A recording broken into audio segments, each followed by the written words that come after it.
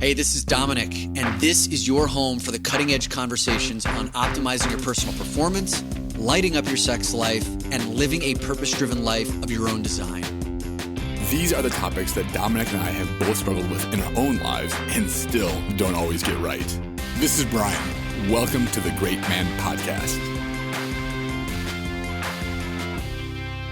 If you've ever been betrayed or been the betrayer in a romantic relationship, you know that the obstacles to restoring trust after infidelity can feel almost insurmountable, but it can be done.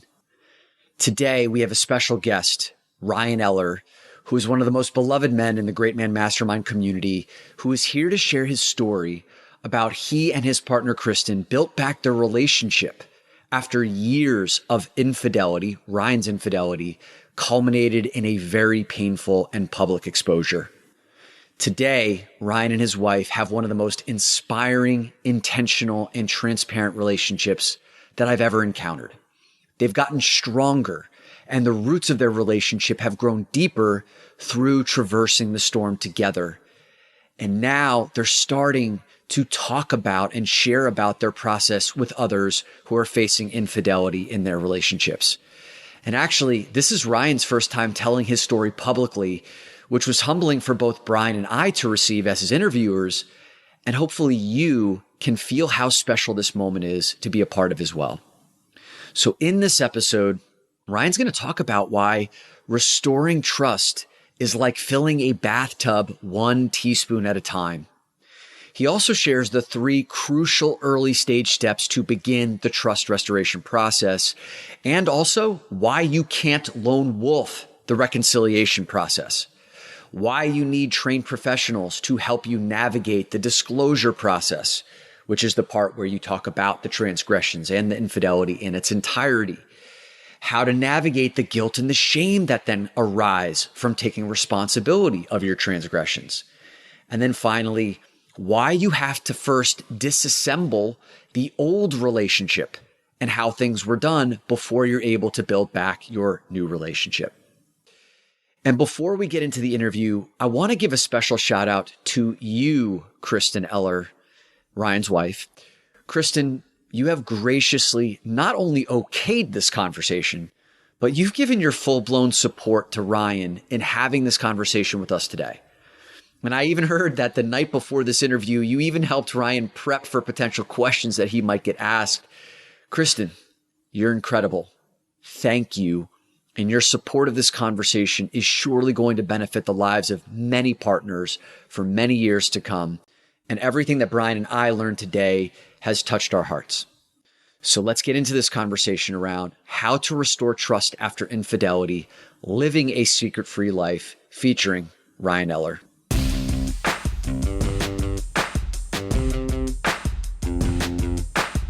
I'm very excited today because we have Ryan Eller on the podcast, and Ryan is a crucial member of the Great Man Mastermind, and it's his story that has invited so much conversation around relationships, intimacy, reconciliation, which is something we'll talk about a lot today. Ryan, welcome to the podcast, man. So pumped to have you here. What's up, Bri? Dom, good to see you both. Good to hear your voices. I listened to your podcast in 2 times speed. So right now it's like I'm getting you at normal speed. You guys sound a little bit slow, but you sound good.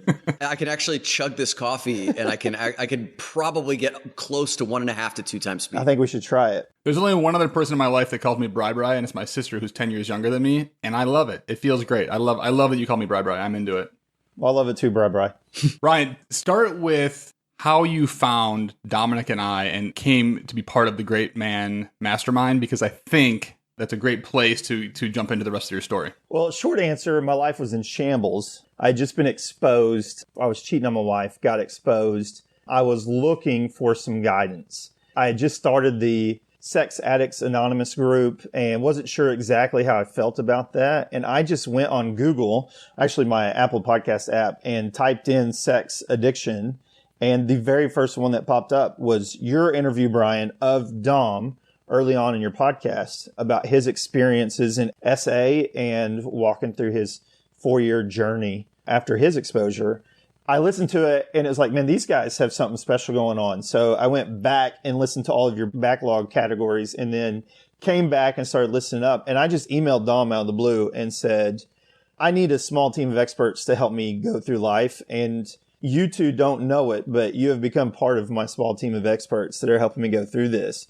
And it developed, Dom reached back out to me and it developed a relationship. Now we're all best friends and talk every day and text each other at night before we go to bed. And so, yeah, it was like many men who listen to the podcast. I was gaining and getting information and value and just wanted to reach out and say, yeah, man, you guys are pouring this into my life.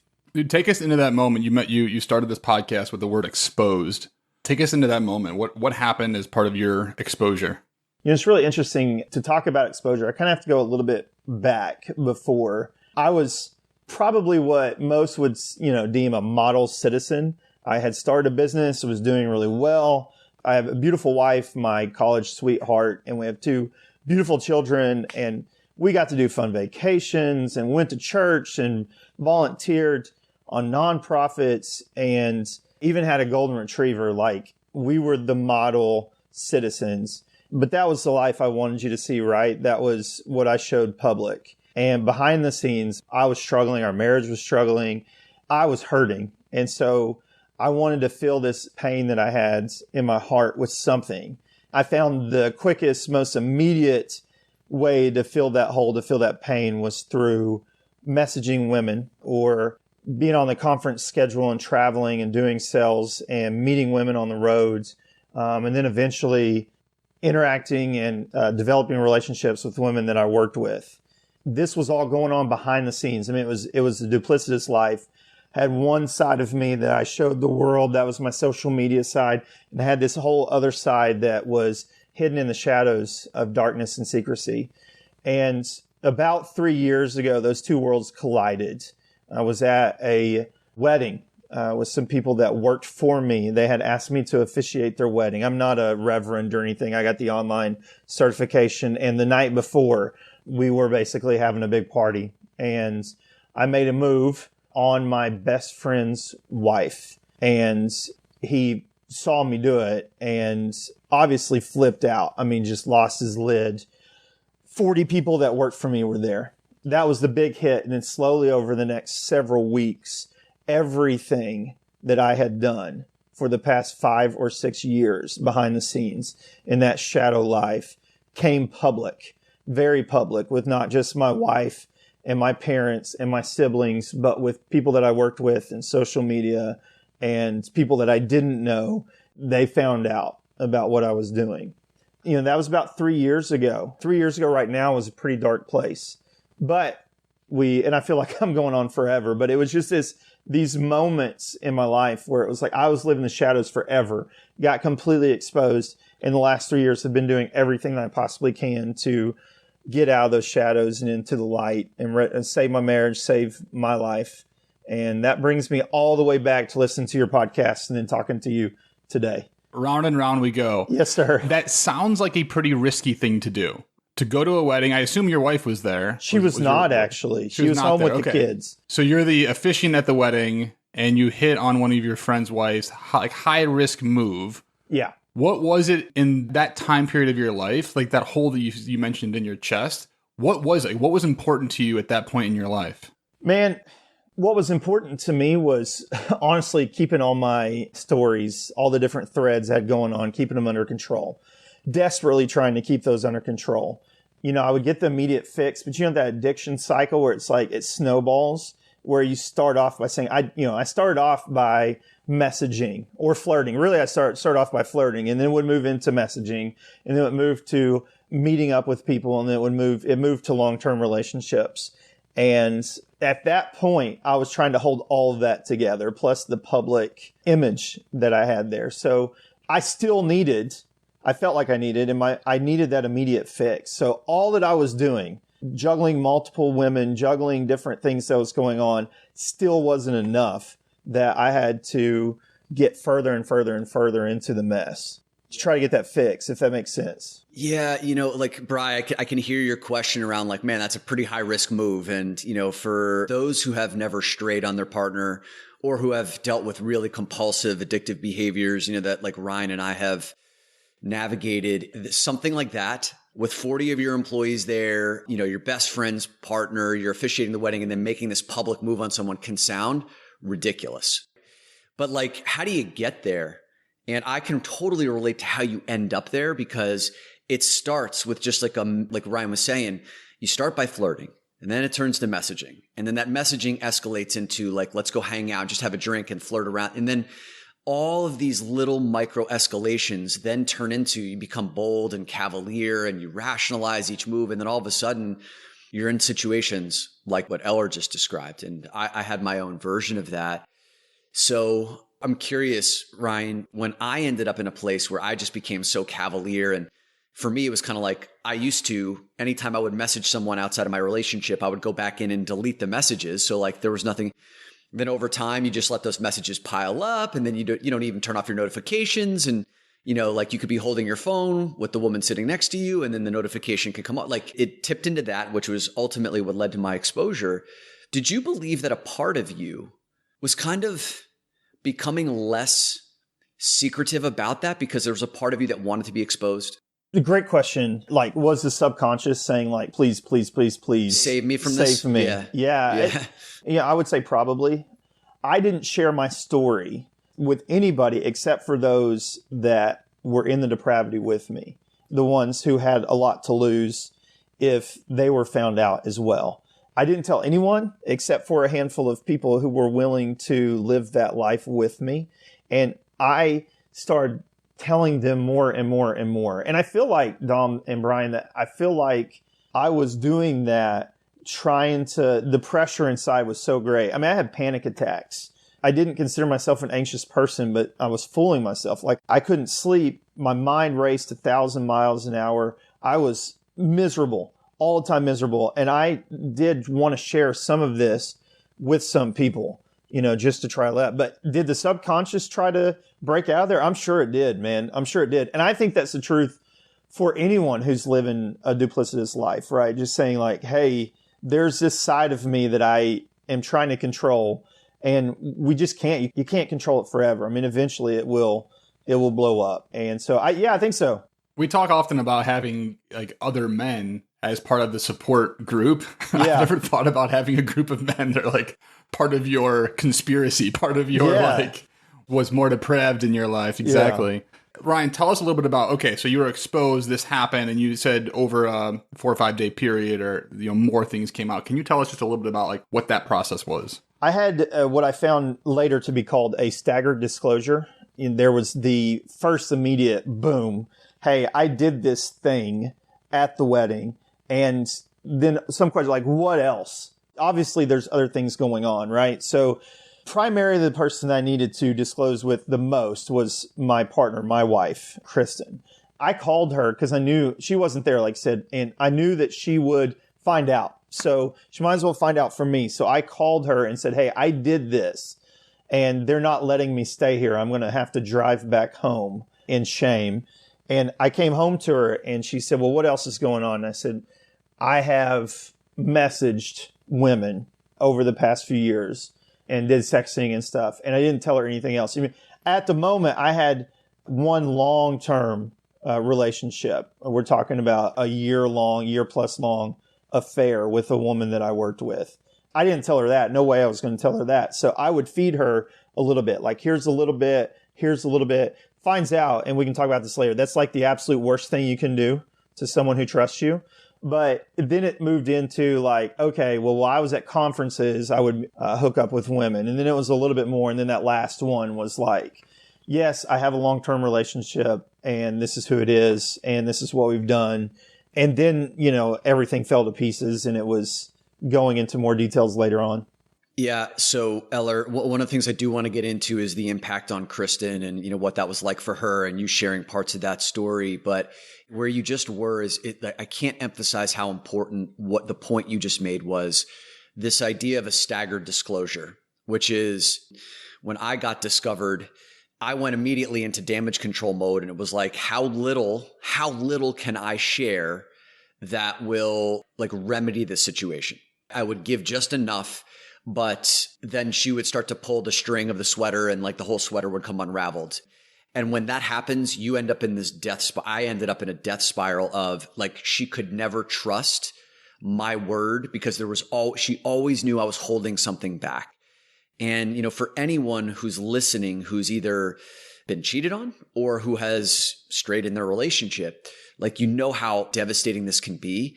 What I have found is if you try to do this, like the disclosure process on your own without proper guidance and counseling, you are setting yourself up for a world of hurt. Big time. Right? Because like, I know for me, I went for like a month and a half of just trying to play that game with my ex. And, you know, and eventually we went and got, you know, I got a therapist, she got a therapist. We went through a very formal disclosure with trained people who had led thousands of other couples through the disclosure process where everything got out on a piece of paper, answered all her questions. I had a lie detector test guy in the back room to make sure that like I was thorough and all of that stuff, which at that point, it was almost already, a lot of the damage was already done. But I'm curious for you, man, like how long did your staggered disclosure process go on before the full truth came out? And what was the container for that full truth to come out? Well, I'll give you a timeline. So my exposure happened in June, middle of June, 2018. We did not have that formal process that you're talking about until maybe September. That's a long time. And part of that is that Kristin, rightfully so, kicked me out of the house. I went and lived with my parents. We didn't have as much communication for a while. Regardless, I was still holding on to things until we went through that formal process. Even up to that point, I was telling her that I told her everything, right? Because I was just such a daggum liar. And it was so embedded in what I did in my everyday life. That control, it's that control. I wanted to control it, so desperately wanted to control it and couldn't. And then that turns into manipulation, right? I'm just manipulating everyone around me.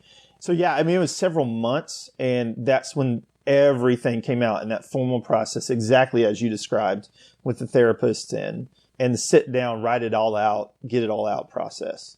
Did you just say dadgum? I say dadgum all the time. I'm from Oklahoma, man. We got some weird idioms. Is that like the opposite of goddamn? Like, what is that? Yeah, it is, basically, yeah. For us Bible Belt people, that's what we do. Got it. You New Yorkers, man, you just curse all the time, and it's a slightly less blasphemous version of goddamn. Exactly. Got it. Okay. Let's talk about, man, the impact on, you know, that you had a chance to witness on Kristin, right? Because this is one of the things that I know that I needed to, during my work and my reconciliation process, was like to fully understand the impact of my behaviors on my partner and the ways in which I'd betrayed her trust.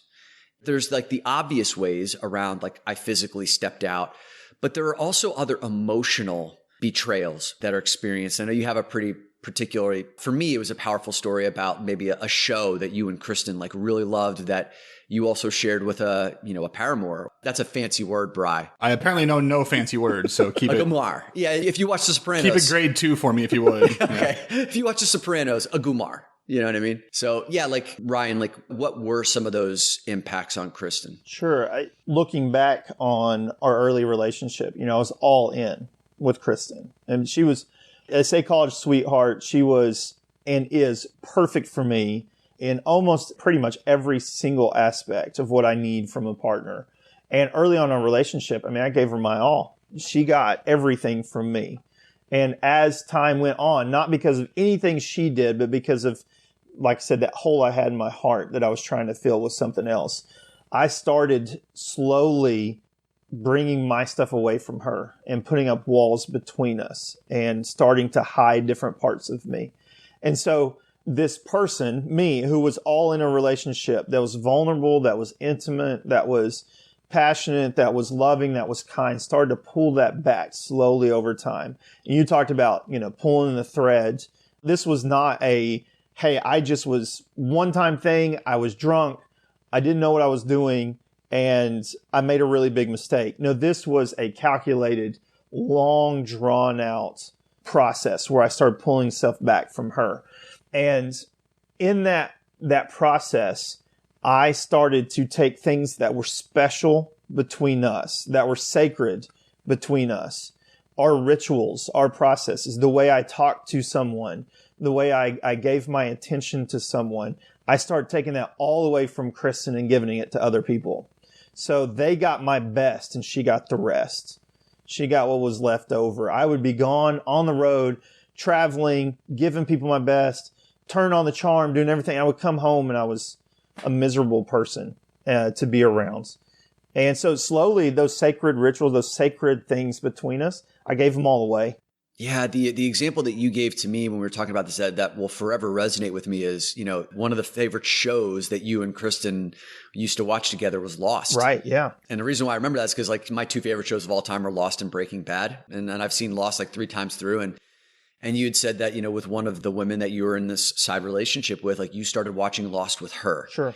And you were saying, like that was that sacred thing that you and Kristin shared, which was no longer just yours and Kristin's anymore. And I remember you saying that like when that was revealed to Kristin, that hit particularly hard for her because like that felt like something emotional, that felt sacred, that was no longer just between you.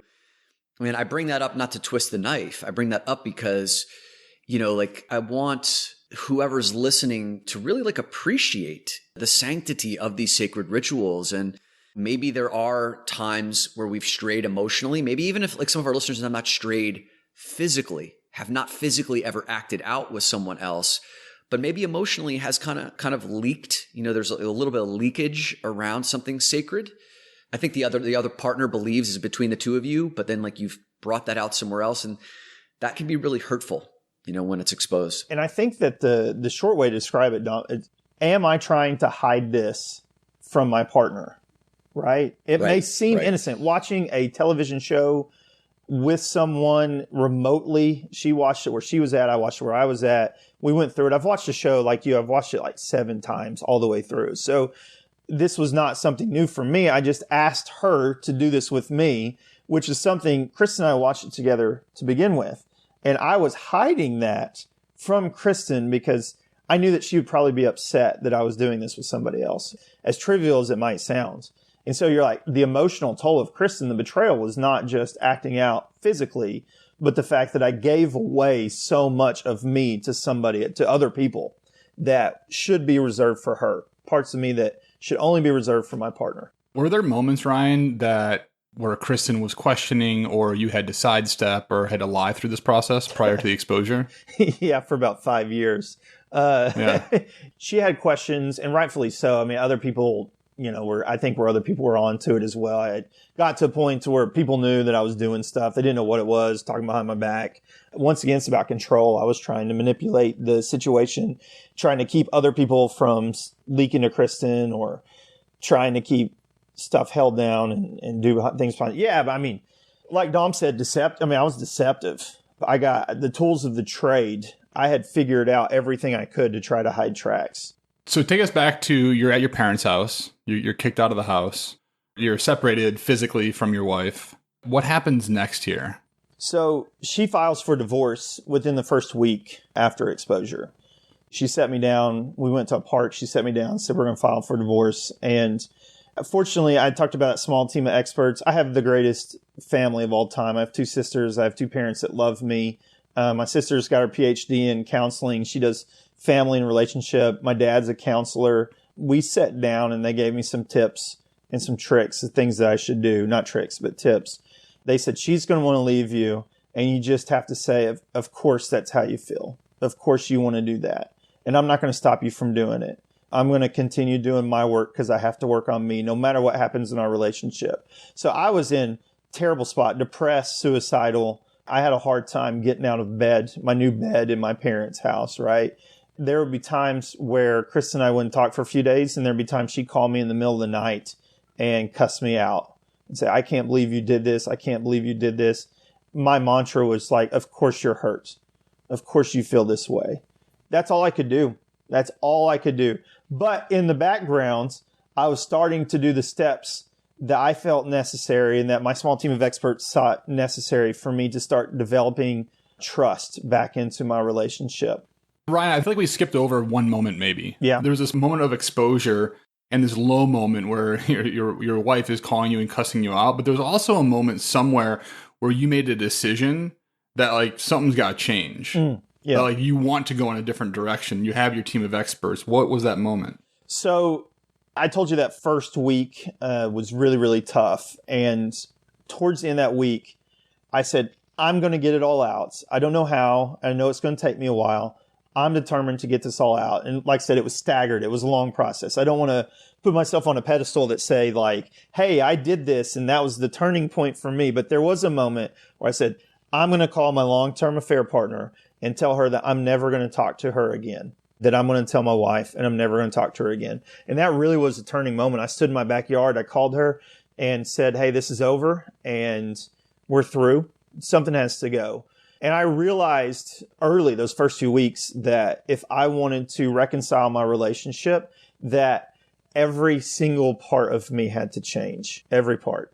So let's talk about this around the path to reconciliation, right? So now we've done all here's the exposure, here's the low point, here's the file for divorce. And now you're on the precipice, like your relationship is teetering on the brink of destruction. 3 years later, you're still together. And I know that you have a beautiful, loving relationship with Kristin. So what is that path to reconciliation, Ryan? What are the most crucial parts of the first stages in restoring little bits of trust? And then what are some of the more critical stages that have led to the relationship that you're on today? Yeah. So someone described it to me one time that rebuilding trust after infidelity is like filling a bathtub full of water at 1 teaspoon at a time. Such a good analogy. And every single time that you lie or that I lied or didn't tell the truth or was hiding or whatever, you drain the bathtub and you start all over. And it is this one small action. I'm going to do something. It puts another teaspoon of water into the bathtub. And then I'm going to do another small action. So I said earlier that I need to change my complete life. With my work, unfortunately, I had my own business. I was the boss. I know not everyone can do this, but I stepped away and said, I don't know when I'm coming back, but I can't do this any longer, especially since several of the people that I had acted out with worked with me or for me. So I was able to step away, and that was a huge thing for me. I know not everyone can do that, but I got off social media. My tools of the trade, my toolkit of deception, I told someone I really trusted, which happened to be my sister. She said, how do you do this? Like, how do you cheat? And I was like, this is everything that I do. And we sat down and made a plan. Like, I message anyone. Basically, I could message anyone through any app that I can have. Dom, one time I remember talking to you. You used to play Words with Friends, and I used to play Words with Friends. And I asked you, I said, did you message women through the Words with Friends app? Yep. And you said, yes, I did. I met up with a woman. An affair partner. Yeah. An affair partner through Words with Friends. I would use Words with Friends, their little chat feature, to message women, right? Like, there was nothing no app, no messaging service I would not use. So for me, I gave my iPhone to my sister and got a flip phone. And I had a flip phone for 1.5 years. I couldn't send messages. I couldn't receive pictures, had no data plan, none of that. I immediately put accountability software on all my devices so that a trusted group of people could see everything that I did on all of my devices and would call me out on it. And I had people looking through my cell phone records to see if I was messaging people. Like, this seems really, really extreme because it is. But I knew that I had to do different. So I got off social media, I got a flip phone, and I cut off ties absolutely with every single person that lived that life of depravity with me, and said, I can't be with these people anymore in any capacity. If I could just break down 3 really important things that you just said, and then Brian, I know you got your question here. Step number 1, you made this the single biggest priority in your life. And so like you stepped away from your business, and not everyone can do that, but everyone can make this the number 1 priority in whatever way that like your life allows that. And that was a very clear move that you made. Step number 2 is that you had accountability to others, not just Kristin, right? So you were accountable to Kristin, but also to others, which I think is critical. Maybe Kristin could weigh in on this, but when I was in Sex Addicts Anonymous, I saw a lot of men who were trying to establish trust again with their partners after infidelity, but they were only accountable to their partner. And that was a big burden for that partner to have to shoulder, and is unfair. So the fact that you had others looking in, oversight, that sounds really powerful. And then this third step around the guardrails. Like you became very clear on here are the avenues and the mechanisms in which I act out. Chat features, WhatsApp, my smartphone. And you said, I'm going to put some real tight guardrails around those, either in the short term or into perpetuity, right? Until I get this shit sorted. Right. Does that sound right? Yeah. And I want to be very clear here, Dom, that most importantly, I had to realize that I wasn't making these changes to get my relationship back. That is also a form of manipulation. I am making these changes because I need to change, because I am broken. Not that our relationship, is broken, but our relationship is broken because I am broken. So this started my 3-year process of inner work that we talk about so much in our mastermind and on this podcast. So I said, I got to fix myself. And I was very clear with Kristin when she set me down and said, I'm going to file for divorce, or I did file for divorce. I said, no matter what you do, if you leave me, if you don't ever see me again, if you don't want to talk to me ever again, I have to fix myself. I'm broken. And I've been badly broken for a long time.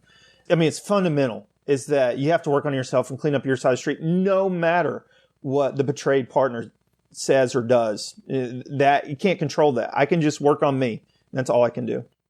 Ryan, one of the things you talked about as you set up this environment for yourself is that you had to create a realm of safety.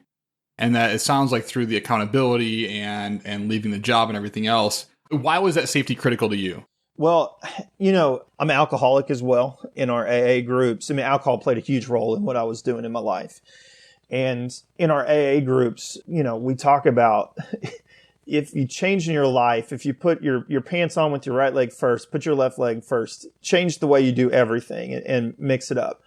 And during this time of vulnerability where I was so broken, so exposed, so raw, I realized that I needed to change my actions to provide safety for not just me, but our relationship, but primarily me. I mean, you got to remember, I mentioned earlier, I was suicidal. So this thing of needing safety was imminent, right? I need safety now because I'm struggling. But also, I need to be safe for me to heal. And I know I need to be safe for our relationships to heal. So these guardrails that Dom talked about were all part of this opportunity for me to build safety for me first, to where I could stop the bleeding that was going on in my life and stop doing the things that I was doing. So let's provide a safe space for me to be, and then we can move forward, if that makes sense. It's so important that you're saying this, man, because when I entered Sex Addicts Anonymous, I went to salvage my relationship. My number one priority was to save my relationship. And where my first 2 or 3 months were slow and sluggish in terms of establishing trust back in my relationship, because I took that perspective, versus what you're talking about is I needed to be in Sex Addicts Anonymous to fix myself. And when I made that shift, it was about 90 days in where I realized, oh, I'm here because I'm fucked up. And when I realized I had a lot of work to do on myself, that's where I was able to first and foremost start to fix the root, to work at the root of the issue. And through that, that's when rapport and trust started to slowly build back up 1 teaspoon, as you were saying, at a time in my relationship. So I think for anybody who has either stepped out on their partner, step number 1, like along with making this the top priority, it's making sure that you are working on yourself and what led you to, led you to that in the first place. And then, you can eventually hope to restore integrity inside that relationship. And I want to be clear too, that you may go through infidelity and you may have the exposure or do a disclosure, whatever the process is, and decide this is not a relationship I want to continue to pursue. You still need to do the work, right? You still need to say, I need to work on myself. I need to reconcile this relationship because it's important. Because if I leave this, if I do all these things and I don't, because I think a lot of men that I have met say, I did this. I don't want to be in this relationship anymore, so I'm just going to move on. And they just leave that person that they cared about for a while just gone and in pain, which we both know, all 3 of us know, that that's going to cause even more pain in ourselves, So this is for if you want to keep the relationship or if you don't want to keep the relationship, we still have to do the work. on ourselves so that we can reconcile the relationship in the long term. Because if we don't, we just have an open wounds that's going to fester and be a part of us for the rest of our life. Just open and raw. As you started down this path and you started taking that teaspoon, putting it into the bathtub, what did you start to notice along this path? I started to notice how broken I was, in that it seemed like every time I put a teaspoon in, I drained the bathtub. And then I would put a teaspoon in and I would drain the bathtub. And I noticed then, next, that I was worth saving, if that makes sense. Mm-hmm. That I had value. What led to that awareness that you were worth saving and that you had value? That's a tough question to answer, Dom, because I still struggle with it, to be clear. I have some negative core beliefs that are deeply embedded in who I am. And that, we talk about inner work. I'm peeling back all the layers to get to these early on negative core beliefs that are deep inside of me. And one of those is that I'm not valuable, that I've done things that are unforgivable, that I'm not worthy for grace. As I peel back the layers and start to build trust again, I start to realize, you know what? There is value in being vulnerable and saying that I'm messed up, and saying to people like, hey, I feel this way, and I'm going to start doing things to change that. That 1 teaspoon at a time of trust was not just for my relationship with Kristin, but with me, saying that I can do hard things, and that this is something I've battled with my whole life, seemingly my whole adult life. I can start to build trust back in myself and say, you know what? You're someone that can do this. You're someone that can build this relationship. You're someone that can change, who can better themselves. And you're worthy of this. What you're getting into here, man, is this profound conversation around guilt and shame. If you've ever stepped out on a partner, there's a tremendous amount of guilt. There's a tremendous amount of shame that can come with that. And, you know, in the 12-step rooms, they always talk about the difference between guilt and shame, right? Guilt is, I did something bad. Shame is, I am bad at my core, right? There's a difference between a bad action versus a bad identity, you know? It can be a tough, murky line to try and navigate, because there is a part that is absolutely needing to take accountability for the actions, right? And to also recognize the impact it's had on that person and then your family and all the downstream effects. But you can also stay stuck there and languish in, you know, a lifetime of, I'm a horrible person. I did this thing that's unforgivable. And that's also not the healthy place to be. So can you speak about, on this path of reconciliation, how have you reconciled, and I'm not saying it's a finished process, but like, how have you started to reconcile the difference between taking accountability for your actions versus that shameful feeling of, I'm maybe unforgivable? So it is vital for me to own my stuff, right? Like, I have to own it. That's part of the awesome power of disclosure process, and also part of, you know, the 12-step programs, your step 4 or whatever, saying like, hey, I'm going to lay it all bare. I'm going to get all of my junk. I'm going to pour it out onto the table, and I'm going to let other people sift through it and see what they can find there. And I'm going to answer questions, and I'm going to be held accountable by other people. And it's vital for me to say, you know what? I did these things. And if I'm lying to myself and saying and justifying in any capacity, it's just going to cause more problems. So I lay myself bare and I say, these are the things that I've done. I take ownership for them. I own these things. I did these things. And it's truth. There's not a gray area here. I had a long-term affair partner. That is the truth. Also, at the exact same time, I can say, I did these things and it is not my identity. Once I'm able to lay it out, I'm going to say, here it all is. And now let's look at who I am now. I've got all this stuff. Let's investigate who I am. I have negative core identities. I also have positive core identities. And being able to sit down with people who care about you, whether that be a therapist or a valued family member or a valued friend, and saying like, man, I've done this stuff, but what do you still see in me? So I went back. My parents live in a different state. So whenever I was living sometime in Arkansas and sometime in Oklahoma, I had a dear friend from college. She's a little bit younger than me, also worked for me. And we had a deep relationship. And I called on him and said, hey, I'm out of state. I need somewhere to stay whenever I'm in Oklahoma, whenever I'm seeing the kids. And he and his wife welcomed me in. I had some really tough times there. And I remember I was in my room And I was sitting on the bed and I was crying. And I was feeling so full of shame. And I was feeling so awful. And this guy, this big, he's a police officer, he's big, gorilla looking like man. He comes in and he says, sit down. And I sat down. He grabbed me by the face with his giant hands, put his hands around my face. And he said, look at me. Look at me.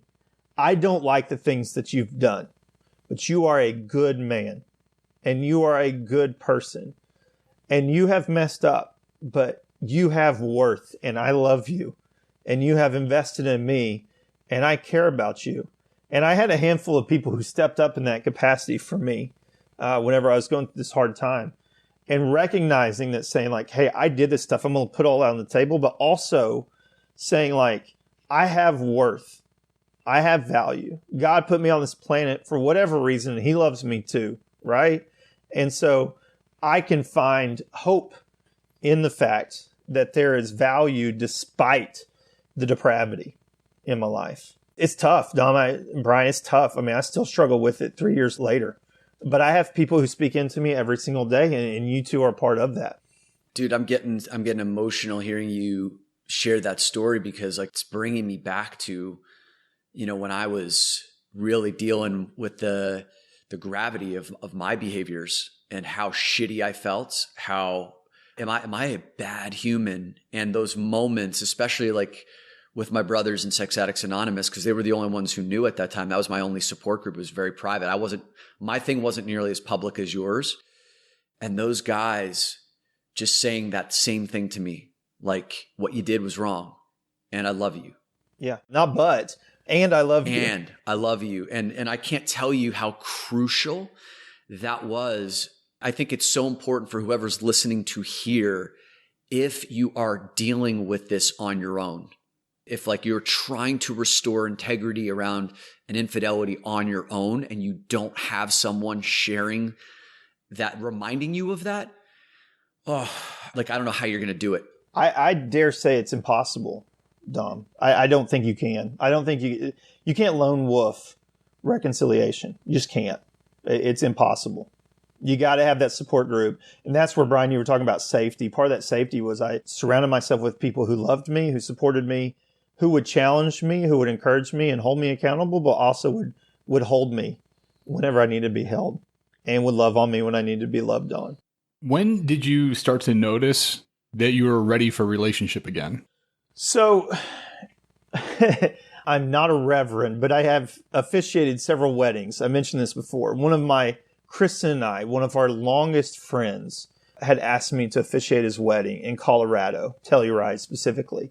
And this was several months after things had gone down with Kristin and I was still living with my parents. And so this guy calls me and I call him after everything happens. I said, man, I can't do this. I'm in a really tough spot. And he said, I don't care. You're still going to do it because I love you and because I want you to be a part of our special day. And his wife, his fiance, who we did not know as well because they lived in a different state, she called me and Kristin and said, I want you both to be here. It means a lot to me. It would mean a lot to me if both of you were here. And my friend Mark is his name. He said the same thing. He said, I don't want you coming here if you don't bring Kristin. He said, do whatever you can to get her to be here. And I called Kristin and I said, it's just not going to happen. It was absolutely not going to happen. I mean, she hates me at this point. And I called her and I said, hey, Mark wants us to be there together. And I would love it if you came with me, because she had planned to do it. We had already bought the airplane, air tickets and all that kind of stuff. And she said, okay, I'll go. And it was shot in the dark and I had no idea what was going to happen on this trip. And we arrived at the airport and I remember sitting beside her before we got on the plane. And it's like, do I touch you? Like, I don't know what to do here. I don't know what this is like. It was so awkward. And my wife is a saint, and when she gets to heaven someday, she's going to have like the biggest mansion around, right? She is a wonderful person, and the reason we are still together, one of the reasons we're still together, it's not just because of the work I did. She was doing her own work at the exact same time, right? And she owned some stuff while we were waiting for that plane. She said, hey, I know you're going through this alone, and you're taking all the brunt of this, but I also have some things that added to this, and I'm well aware of it. Wow. And we went that trip. And we flew into Denver and drive to Telluride's like a 4 or 5 hour drive. So we had time in the car. We fought and we laughed and we cried. And there were times of silence and times of pain. And I got some more stuff out on that trip. She got some more stuff out on that trip. And then we came back and we said, there's still good here, right? Both of us said, like, we're not ready to be in a relationship again because we're not there yet. I said, but let's keep working. Let's keep working. This is really important. And still at that time was saying, like, the divorce was still on. You still go through what you need to go through. I'm still going to continue to work on me. And if we start hanging out again more, that's great. If we don't, that's fine too. But that was really the turning point for us, was this trip to Telluride. Yeah. The thing that came up for me as you were sharing that story was there has to be a willingness to disassemble everything you've known about your prior relationship and then to build it back bit by bit, from scratch. Just even hearing you say, do I touch you now? Like, you used to have those rights of, hey, like there's her hand, I'm going to touch her, or maybe I'll smack her ass, or like we'll kiss. That you can't assume that stuff anymore, right? Like you have to start from the beginning and then work through consent because it's a new relationship dynamic. She's a new person. You're a new person. Where I got into trouble in some of my restoration was assuming that, oh, we can just go back to the ways that we did things before, but it's no longer on the same playing field. So, as we're winding down this discussion, Ryan, I think like the places that maybe we can finish this conversation up is letting us know, what is your relationship dynamic now with Kristin? I'd love to finish this with maybe you delivering a message directly to Kristin that you would want her to hear. Yeah, you're wanting to get me to cry on the podcast is what you're wanting to do. Yeah, it's always it's always something I strive for with our guest. I've got $10 on it, so. No, that's easy money, Brian. We are in such a good place right now. You talked about rebuilding, reconstructing, reassembling a relationship. That's truly what it was. We went to Telluride, like we mentioned. We came back. We did the full disclosure where we sit down with the therapist. We got everything out. She had some stuff that she had to tell me that was really hard for me to hear. And we went all the way back to the very beginning and said, what is truth in this relationship? And what is not truth? What was a lie? What was truth? And let's build upon that. There were things that we had to reclaim in our relationship. You mentioned loss. There were things that I had, those sacred things that I had given away, that we said, no, those are our things. Let's reclaim this. And this is now ours again, right? Whether that be lost or travel or things that were those sacred rituals. We had to sit down and say, what do we want our relationship to look like? I remember reading in a book early on that said, if a couple can go through this and reconcile and restore their relationship, they will achieve a level of intimacy that few ever see in their entire life, because it's all open. I mean, I'm see-through. You see everything about me. There is nothing hidden. And same with Kristin. Everything was open. And I think all of us go into some of our relationships with holding on some of our stuff because we have our own stuff that we want to hold on to. And I wasn't allowed that anymore. I mean, I couldn't hold on to it. We're not going to have a relationship if I hold on to anything. And so that next year, from the time that we went to Telluride, I was able to move back in. Our relationship started working. We had our ups and downs. I mean, really good times, really hard times, some super struggles. A year later, we went to Switzerland and we were walking up the side of a mountain, and I had a plan to repropose to her. So when we talk about identity in a relationship, I said, we're going to start over legit, and I'm going to repropose to you. And we went from there and then went back to Telluride, and that man and his wife who asked us to come to officiate his wedding, he officiated our wedding. I wore my nicest suit. Kristin wore her wedding dress that she wore 15 years ago. And my kids were there. And we got to reestablish. My kids, who don't know this story yet, they're too young, who will know this story at some point, got to see Kristin and I, who struggled so mightily, got to see us recommit to a lifetime of love together. And I'm already crying. Somebody give Brian $10. We got to do that. And I was telling you, now it's 3 years past exposure.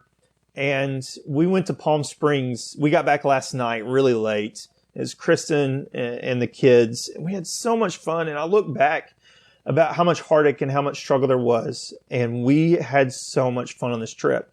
And before, I was an absent father because I was gone all the time. And I was an even worse husband. And I had given away all of those special parts of me to other people. And now I get to give those things to my wife and my kids. And I'm in a different profession. I have different friends. My life has been completely started over in every capacity. And I'm so happy. I'm so happy with where I'm at right now. Ryan, as you think about what's next for you, during this reconciliation process, you put a lot of safety, a lot of different measures, accountability, other people in place. Are those things that you keep in place your whole life? Are those things that you start to grow out of? What does it look like now? I've had some freedoms restored. I have an iPhone again, which is nice. Flip phones are really awful. I'm back on social media, but I have guardrails on all of those still. There are some relationships that I'll never be able to have again. Male relationships is what I'm talking about. Obviously, female relationships. Some male relationships I'll never be able to have again. But those guardrails will be there for the rest of my life. Accountability will be there the rest of my life. I have to have it. I have to. It's not worth it. It's not worth it for me not to have it. When we talk about reconstituting this, it's like, I'm a changed man. And part of that is this safety net that I've provided, including you two men and the men, the mastermind, without question. Thanks, man.